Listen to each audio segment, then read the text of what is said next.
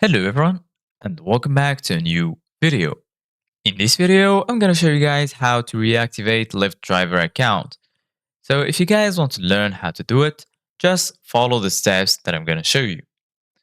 As you can see guys, I'm right now in the Lyft app on my phone.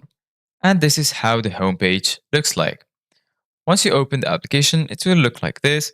And right here in the bottom, you're going to find two sections, rides and also the trips section. And right here in the top left corner, you're going to find this icon. If you click on it, right here, you're going to find your profile. You can click on view profile if you want to see your profile. You can also click on view as a driver from here.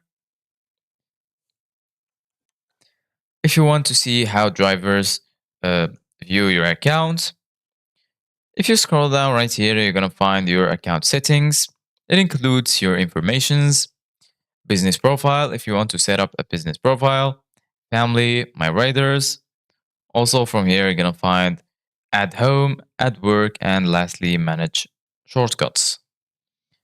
In order to reactivate your Lyft driver account, go ahead and click on business profile.